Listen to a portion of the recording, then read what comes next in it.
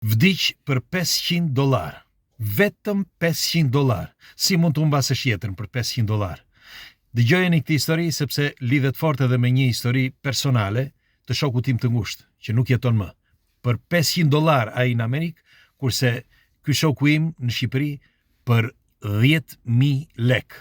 E dëgjuat mirë. Dëgjojeni me kujdes.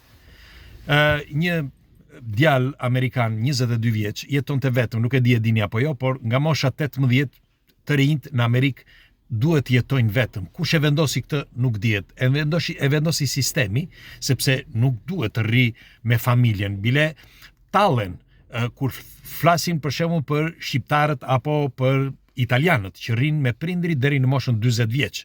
Ju italianët ose ju shqiptarët rrini me prindrit, rrini të gjithë bashk, tallen. Mirë po, të jetosh së bashku me familjen është gjë e madhe. Dhe do t'ju them se përse. E kanë kryer në mënyrë fantastike që njeriu të shkëputet mes njëri tjetrit, familja të shkëputet mes njëri tjetrit dhe të jetojnë të ndarë. Pse kjo? Sepse kontrolli bëhet më i mirë kur njerëzit janë të ndarë. Është e vërtet kjo. Pse nuk kontrollojnë mirë vendet e varfëra? Pikërisht sepse janë të gjithë bashkë, jetojnë të gjithë bashkë. Ata e ndihmojnë njëri tjetrin. Kurse kur janë të shpërndar, nuk mund ta ndihmojnë njëri tjetrin sepse s'ka kohë. Si për shembull kjo histori. Si gjithmonë kush është rastisht dhe nuk e ka bërë ende, bëjini like faqes dhe videos që të shihemi sërish dhe ju faleminderit për mbështetjen. Kol, një djalë 22 vjeç, kishte ikur nga shtëpia sepse në moshën 18 vjeç ai duhet të ikte si gjithmonë, si të gjithë të rinjt, që mos ta qeshnin shokët. Dhe prindrit ishin gjithmonë të në mendim, sepse thoshin të shqetësuar, sepse thoshin po sikur këtu mbas jetës, sepse ai kishte lindur me një problem që është azma. Azma, për ju që nuk e dini, vuajnë 400 milion njerëz në botë. Edhe në Shqipëri janë me mira. 400 milion njerëz në botë vuajnë nga azma. Çfarë është azma? Mungesë e oksigjenit në sintezë. Dhe ky Koli ishte me qira. Punonte, po aq sa merrte nuk i dilnin. Dhe ai analatori, që quhet analator, ajo pompa e vogël, në fillim ka kushtuar para disa viteve, ka kushtuar $60. Pastaj u bën $100, kurse tashmë ka kaluar në $500. Një kaq e vogël, $500. Dhe Koli duhej të pagonte qiran e shtëpisë. Kështu që çfarë do bënte më parë? Të pagonte qiran e shtëpisë apo të pagonte për sa i përket kësaj pompe? Shkoi që të merrte pompën, po i thanë ka kaluar në fazën $500. Nuk mund ta marrësh më pak, sepse duhet edhe të kesh sigurime shoqërore, sigurime shëndetësore, sigurime të gjithave, ai djali i ri.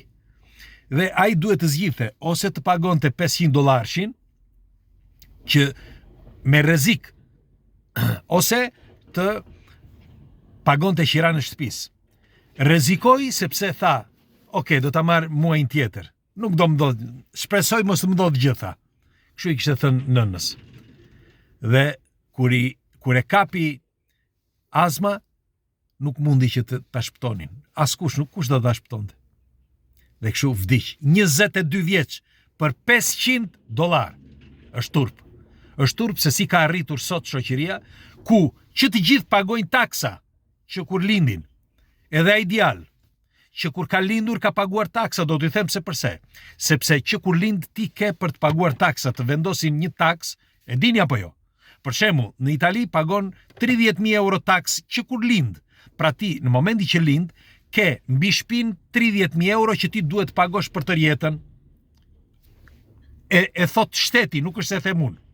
Në Shqipëri e njëjta gjë, në Amerikë e njëjta gjë, në çdo vend të botës. E dini pse? Sepse për shkak të shpenzimeve të PIL që quhet kështu, ose të shpenzimeve që është buxheti financiar botror, i shpenzimit është më i madh se sa ajo e konsumimit. Pra, në qoftë se për shembull kemi miliarde, nuk mbaj më sa 33 miliardë, një gjë e tillë, në këto ti harxhon shumë dhe je i detyruar që të pagosh taksa. Pra, të bëjnë që të pagosh taksa që kur lind. Çfarë ka një fëmijë që taksat janë për shembull kundër hajdutëve, apo kundër politikanëve, apo kundër atyre që kanë acarrojmë në njerë sepse është gjuna. Është gjuna ta trajtosh kështu popullin. Është gjuna. Është ai popull që të mban. Po sikur, me fjalë, ne të gjithë pagojnë taksa, që të gjithë pagojnë taksa. Të gjithë, në një mënyrë apo në një tjetër paguan taksa. Dhe po sikur mos pagosh asnjë taks, çfarë ndodh? Politikanët ku do shkojnë? S'kan ku shkojnë, do shkojnë të punojnë. Pra, gjithë bota mbahet nga populli dhe nuk mund ta trajtosh popullin në këtë formë. Për $500. Të humbasësh jetën për $500 e përsëris mira herë. Lidhet, si që thash më përpara, me një histori të një shoku tim. Selam Sulejmani, shoku im i ngushtë, që kur ishim të vegjël dilnim bashk. Që kur ishim të vegjël, sepse kur fillova që të frekuentoja fshatin më të madh, sepse unë kam lindur në një fshat shumë të vogël, që quhet Drithas, pranë Llakatundit, por shkoja në qendër, në fermë. Dhe Selami ishte nga ferma. Dhe kur dilnim bashk. Sa herë shkoja dhe dilja me të. Shikonim filma në kinema, kur ishte kinemaja, e dilnim bashk. Mbasi mbaronim shkollën, sepse në shkollë ishim bashk, kur fillova shkollën 8 vjeçare, sepse filloren e bëra në mhall. Por kur fillova 8 vjeçaren, në afër bankës sime ishte edhe Selami, dhe me Selamin dilnim shpesh. Merreni me mend se sa të lidhur ishim me Selamin. Dhe jemi takuar disa herë, ai u mundua një herë tikte në Greqi, po sikte dot sepse i merrej fryma, ishte me azm. Kishte probleme me azm. Nuk ishte vetëm ai, sepse kishte edhe të tjerë me azm, po unë po flas për shokun tim, të ngushtë. Dhe kur erdhi momenti që të gjithë iknin, u mundua dhe ai, po nuk e arrinte dot, sepse si do punonte, ai s'punonte dot. Ai e kishte azmën shumë të theksuar. Dhe një ditë ishte koha kur e demokracisë, ma merr mendja, ishte viti 96, mos gaboj, pas 96-ës, vëllezërit e tij që ikën e ndihmuan, i jepnin herë këtë pompën që ai të mund të, që kur ta kapte azma, të mund të mos kishte probleme. Ndonjëherë në shkollë e kishim ndihmuar edhe ne.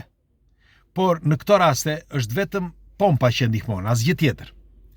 Dhe di që në 99-ën nuk arriti dot. Përse? Për 10.000 lek, sepse aq kushtonte atëherë. Për 10.000 lek nuk kishte një pompë dhe nuk arritën dot. E morën nga shtëpia për ta çuar në spital, nuk arritën dot. Nuk arriti deri në spital. Humbi jetën. Humbi jetën që nuk kishte arritur 40 vjet. Pra humbi jetën pa arritur 40 vjeç. Çfarë gëzoi ai kësaj jete? Dhe ndërkohë gjithë familja e tij, që ishin një familje dhe janë një familje me numër të madh, kanë punuar, kanë paguar taksa, njëkohësisht prindrit e tij. Por edhe sikur ky gjithmonë megjithatë punoi një farë kohë aq sa mundej, shumë ngadalë, por punonte, megjithatë me shumë vështirësi. Pra, të humbasësh jetën për 10.000 lek, ose të humbasësh jetën për $500, për shembull, ky kol në Amerikë është merr ta mendosh. Dhe vuajnë 400 milion njerëz në botë, 400 milion. Dhe do t'ju them dhe diçka tjetër. Më përpara, azma nuk ishte kaq e theksuar. Nuk ishte kaq e theksuar. Dhe këto janë të dhënat e Institutit të Mjekësisë botërore. Nuk kanë qenë kaq të theksuara para viteve 900 apo 800. U theksua më shumë pas viteve 900. Pse? Unë nuk jam ekspert, nuk më intereson fare që dikush thotë që ti duhet të kesh gradë, nuk më intereson, po unë duhet të flas për këtë. Sepse diçka ka ndodhur që unë nuk duhet t'ia fajin askujt. Ndoshta e kanë bërë të qëllimshme, ndoshta sepse jemi shumë dhe po bëjnë një pastërti, me fjalë po pastrojnë nga të gjitha anët. Sepse nuk është vetëm ky. Sa sëmundje kanë dalë kohët e fundit, sëmundje të pashërueshme ose sëmundje dhe kronike, por një pafundësi. Dhe është e rëndë që të mendosh që ti e lë popullin që të bëj fëmijë dhe pastaj nuk e lë më. Pastaj e pastron. ju si mendoni, çfarë mendimi keni? Dhe doja t'ju pyesja juve, sa prej jush kanë njerëz në familjet tuaja me azmë, me sëmundje azme, sepse për mua është një sëmundje. Thoni si doni, dikush e cilëson patologji, për mua është sëmundje. Sëmundje e krijuar, sepse si është e mundur që para viteve 900 nuk ishte kaq e theksuar, kishte shumë pak, dhe sot është kaq e theksuar. Ku më përpara jetoni në rrugë, më përpara jetoni pa ngrohje, pa asgjë. S'kishte ngrohje si sot. Sot që kemi konditat që nga më e theksuar, pse? Nuk i përshtatet ambientit, njeriu, përkundrazi. Pra, unë pres komentet tuaja që ta diskutojmë, sepse me këto diskutime padyshim informojmë dhe informacioni është dije dhe dija është pushtet, siç e kemi thënë, kështu që pres komentet tuaja. Ju përqafoj, kalofshi një ditë bukur dhe shpresojmë që këto patologji të reduktojnë sa më shumë. Shpresojmë. Pres, ju përqafoj, ditë mbar.